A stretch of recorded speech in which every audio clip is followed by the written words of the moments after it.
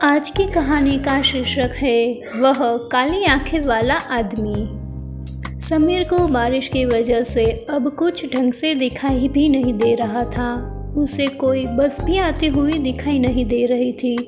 समीर ने अपनी वाइफ रेशमा को मैसेज किया और उसे अपनी सिचुएशन बताते हुए जल्दी से आने के लिए कहा। यह मैसेज देखते ही समीर को उस आदमी का आवाज़ आई, रेशमा को यहाँ बुलाना ठीक नहीं होगा। समीर यह सुनते ही समीर के पैरों तले जमीन खिसक गई। वह छतरी के नीचे से निकलकर रोड की दूसरी तरफ भागने लगा। बिना पीछे मुड़े समीर तब तक भागता रहा जब तक उसे वह आदमी देखना बंद हो गया। भागते भागते समीर बहुत ज़्यादा थक गया था। समीर रोड के साइड पर लगे एक बेंच पर बैठ गया। उसने अपनी तेज चल रही सांसों को अब नॉर्मल किया। तभी एकदम से उसके सर पर पड़ रही बारिश फिर से बंद हो गई। समीर ने सहमी नज़र से अपने साइड में देखा तो उसकी साइड में फिर वही आदमी छतरी लिए बैठा था। यह देखकर समीर की चीख निकल गई और वह तुरंत उस बेंच से उठकर फिर से रोड की तरफ भागा। रोड पर बारिश की वजह से अब धुंध भी आने लगी थी। आसमान में कड़कती बिजली की आवाज़ समीर की चीखों को दबा रही थी। थोड़ी दूर आकर समीर फिर से रुक गया। बार बार पीछे मुड़कर देख रहा था। हांफते हांफते जब उसने सामने देखा तो बहुत ज़ोर से बिजली कड़की और उस बिजली की चमकती रोशनी में उसे वही आदमी बीचों बीच खड़ा दिखाई दिया। इस बार सिर्फ उसका आधा शरीर हवा में तैर रहा। वह समीर को देखकर मुस्कुराया और उसने अपना चश्मा उतार दिया। उस आदमी की आंखें पूरी तरह से काली पड़ी थी और उसमें से खून बह रहा था। तभी समीर को पीछे से एक बस की हॉर्न आवाज़ आई। समीर ने पीछे मुड़कर देखा तो पीछे से एक बस आ रही थी।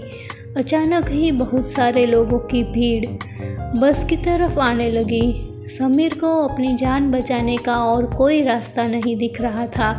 वह दौड़कर उस बस पर पहुंचा। जैसे ही वह बस स्टैंड पर आई, सभी लोग धक्का मुक्की करके उस बस में घुसने की कोशिश करने लगे। उसी धक्का मुक्की में समीर उस भीड़ के बीच गिर गया।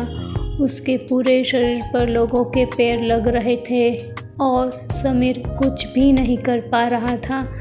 बस के ड्राइवर ने भीड़ को हटाने के लिए बस को थोड़ा आगे बढ़ा दिया और समीर के आधा शरीर बस के नीचे कुचल गया।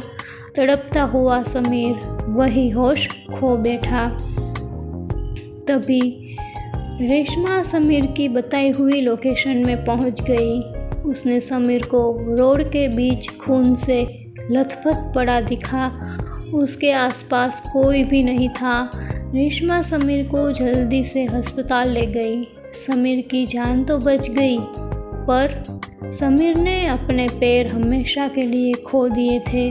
वह अब फिर कभी भी चल नहीं सकता था। जब समीर ने अपने साथ हुई घटना बताई तो कोई भी समीर की बताई हुई बात पर यकीन नहीं कर रहा था। जबकि रेशमा ने उसे बस स्टैंड से जुड़ी न्यूज़ को देखा तो उसके होश उड़ गए। रेशमा ने देखा कि तकरीबन 10 साल पहले ऐसे ही एक केस में एक आदमी की मौत हुई थी और तब से लेकर आज तक मानसून के महीने में एक आदमी ऐसे ही हादसे का शिकार होता है और पुलिस को बयान देते वक्त वह सभी एक ही अजीब से काले आंखें वाले आदमी के बारे में बात करते हैं। रेशमा समझ गई थी कि समीर भी उस काले आंख वाले आदमी का शिकार हुआ है। कुछ सालों बाद डिप्रेशन के कारण समीर की मौत हो गई। अब रेशमा हर साल मानसून के महीने में उस बस स्टैंड पर जाती है कि उसकी मुलाकात उस काले आंखें वाले आदमी से हो जाए। रेशमा को हमेशा लगता है शायद वही काली आंखें वाला आदमी भी ऐसे ही किसी भीड़ के नीचे आकर मर गया होगा और अब वह सबसे अपना बदला ले रहा है।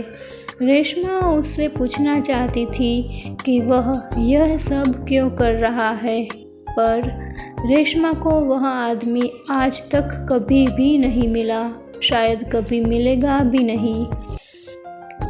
अगर आपको ये कहानी पसंद आई हो तो इसे लाइक करें, शेयर करें और ऐसी ही कहानियाँ सुनने के लिए मेरे चैनल को सब्सक्राइब कीजिए।